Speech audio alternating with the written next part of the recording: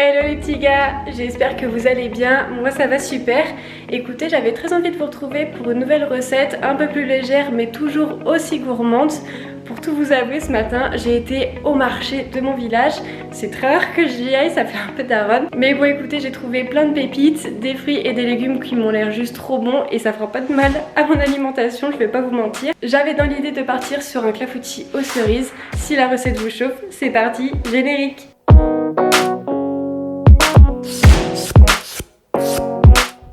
Alors pour la recette, rien de plus simple, il vous faudra 100 g de farine, 60 g de sucre blanc, 20 centilitres de lait, 40 g de beurre demi-sel ou non. J'ai pris en tout 4 œufs. Il faudra également un sachet de sucre vanillé, peu importe la marque. Et le plus important, les cerises, donc 600 g en tout. Moi, comme je vous le disais, je les ai prises fraîches au marché, mais après, si vous en avez des surgelées, ça fonctionne aussi. La première étape de cette recette, c'est de laver les cerises et de les équeuter. Équeuter, ça veut dire, pour ceux qui ne savent pas, retirer les noyaux. Il disait qu'on pouvait laisser les noyaux dans cette recette, mais bon, je trouve ça un peu dangereux. Moi, je préfère les enlever directement plutôt que s'étouffer avec un noyau. Je ne sais pas du tout écouter les cerises pour être transparente. Donc ça va être clairement une première. On va tester tout ça. Et puis on se retrouve après que je les ai lavées. Voilà, les cerises sont nettoyées. Il suffit juste de les passer sous un filet d'eau. On va s'amuser à enlever toutes les petites tiges et à dénoyauter tout ça. Alors, j'ai pris un couteau et je pense que le but c'est de faire... Ça va être un enfer, hein. Faire un petit tour comme ça pour enlever le noyau. Ça fonctionne pas trop mon affaire. Ah, ça fait du jus de cerise. Peut-être que je les coupe en deux et que je retire ensuite le noyau. Ouais, je pense qu'il faut faire ça. Je pense qu'il faut couper la cerise en deux et ensuite vous enlevez le noyau et la tige. Il y a 600 g de cerises. Alors je vous dis, ça va être rigolo à dénoyauter tout ça. Ah ouf, je le sens pas. Je vais peut-être regarder sur internet comment faut faire. À l'aide de la pointe d'un couteau d'office, c'est quoi un couteau d'office? Pratiquer une petite incision en forme de croix. Bah écoutez les gars, je crois qu'on va faire ma petite technique, mais ça va prendre du temps. Faire la petite croix sinon, puis que ça fonctionne mieux la petite croix. Petite croix. Bon, c'est mieux de faire la petite croix, j'ai l'impression. J'ai pris ma petite chaise, je me suis installée. J'ai opté pour la technique de la croix au-dessus de la cerise et dénoyauter avec le couteau ensuite. Je suis pas convaincue de mon idée de recette. Je me suis dit bon, ça va être une recette facile, rapide. J'avais oublié l'histoire des noyaux dans les cerises. Bon, racontez-moi ce que vous allez faire de vos vacances les petits loups. Cet été, vous avez quoi de prévu? Vous voyagez, vous travaillez, vous allez au soleil, au froid? Moi, sûrement au soleil. Mais là, déjà, je crois qu'on est bien servi au niveau de la canicule. 40 degrés en Bretagne, grêle, orage tous les jours. Moi, j'avoue, je suis carrément team soleil, cocotier, plage. Trop envie de retourner genre hyper loin. Je sais pas vous, mais depuis le Covid, c'est un peu bizarre hein, de partir loin. J'ai l'impression que tout le monde reste par là. C'est vrai que les gros voyages, moi c'est vraiment un truc. J'aimerais trop vous vlogger des choses, faire des petites vidéos voyage et tout. Mais bon bah là, on est obligé de rester pas trop loin quand même. Regardez mes doigts là. C'est un calvaire, hein. Je crois qu'il m'en reste une dizaine là encore à faire, une bonne dizaine. Mais on est loin de la petite recette facile que je me suis dite dans ma tête. Hein. Vive les cerises surgelées ou le dénoyauteur. Hein. Je sais quoi m'offrir la prochaine fois. Il y en a partout. Nous on est exposé sud là dans l'appartement, mais il fait juste tellement chaud, tellement chaud. Baie vitrée, expo sud, les logements neufs, c'est pas le bon bail. Vous dites ouais, ça va être trop cool, j'ai exposé sud, j'aurais pas besoin d'allumer le chauffage. Bah ça je te garantis que t'as pas besoin d'allumer le chauffage. Mais l'été, t'es dans le noir tout le temps. Là je souffre pour vous de laisser les volets ouverts. Hein. Et là je peux plus. J'en vois à peu près le bout. Force à vous si vous êtes dans le même cas que moi à l'instant T. On va se le dire, hein, les cerises c'est très bon, mais à dénoyauter, juste ça, ça te donne pas envie d'en manger en fait. Tada, j'ai réussi à dénoyauter toutes les cerises. On va passer du coup au reste des ingrédients. Donc on va faire fondre pour le moment le beurre dans une casserole juste derrière. Il fait tellement chaud qu'il a déjà bien fondu, franchement ça fait même pas 20 minutes qu'il est dehors je crois. Vous prenez donc un saladier, on va mélanger tous les éléments solides pour le moment. Donc farine, sucre vanillé je crois. Et une petite pincée de sel toujours. Qui a regardé la finale de Koh-Lanta? Moi en vrai j'ai bien aimé cette saison, je regarde pas toutes les saisons mais du temps j'aime bien, c'est fun, j'ai regardé à partir de la réunification. Et JC, Jean-Charles là, je l'adore, il est dans mon cœur. Il est juste mais tellement gentil, il y a des gens, c'est un truc de fou hein. Ils ont le cœur sur la main.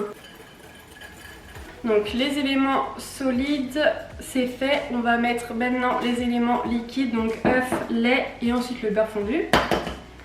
Peut-être mettre dans un autre truc. Le chef Philippe Etchebest, il a dit de mettre les œufs un à un parce que si on a un d'œufs pourris, ça te tue ta recette. On écoute toujours les chefs.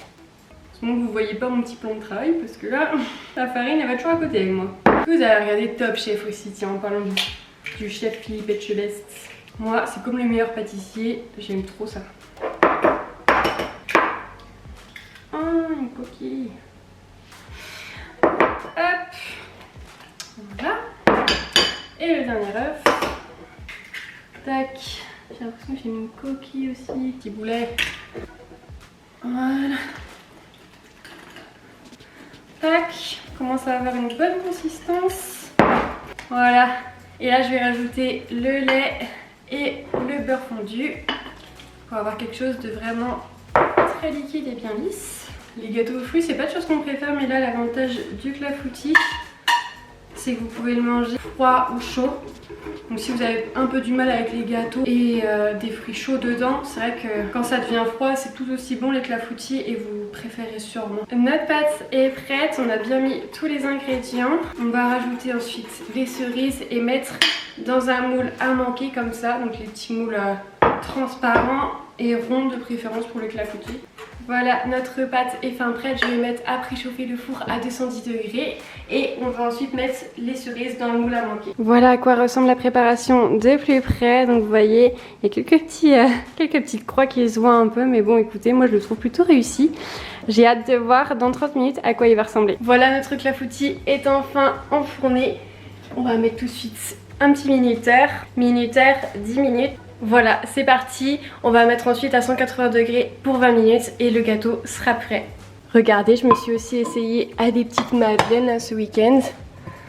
Mais à chaque fois, elles sont un peu sèches. Dites-moi vous comment vous faites. Elles ont la belle couleur, elles ont le petit dôme. Vous voyez, celle-ci aussi. Mais elles sont toujours un peu sèches, je sais pas pourquoi. Donc si vous avez des petites astuces pour les madeleines et faire en sorte qu'elles soient bien moelleuses et pas trop sèches, n'hésitez pas à me dire. J'avais essayé également de mettre, vous savez, le petit nappage en chocolat en dessous. Bon, ça n'a pas du tout fonctionné, il est resté collé au moule et il n'y a rien à faire pour l'enlever. Donc bon, redites-moi si jamais vous avez des petites idées ou vous avez une recette top, bah je suis preneuse.